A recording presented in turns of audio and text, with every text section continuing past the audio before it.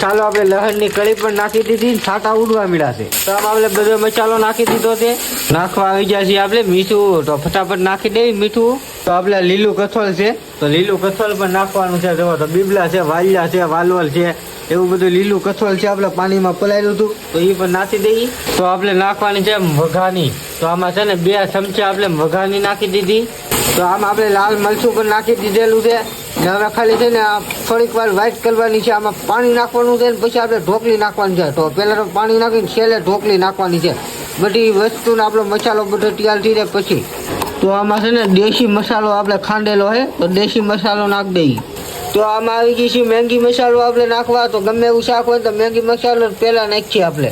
તો આ ટાઈપનો છે ને જાડો આપણે ખટલા જેવો લહો કરી નાખ્યો. હવે આમાં આપણે ઢોકળી નાખવાની છે. પાણી બરોબર થઈ ગયું છે આપણે. હવે આપણે આવી ગઈ છે વલી નાખવા. તો આપણે પાણી ને એવું બધું આપણે મસાલો મેકો ને ફૂલે ગરમ થઈ ગયો. તો આપણે આ વલિયું છે ને વલિયું નાખી દઈ દો. તો આ બધી વલી છે ને તો ફટાફટ નાખી દઈએ ને એટલી વલી નાખીને આપણે થોડીક વાર વેટ કરવો પડશે અને છલવાટો દેવી પડશે ને આપણે. તો આપણે વલીનું શાક થઈ ગયું છે મસ્ત મજાનું. તો હાલો હવે આપણે છે ને વાલું કરી લઈએ.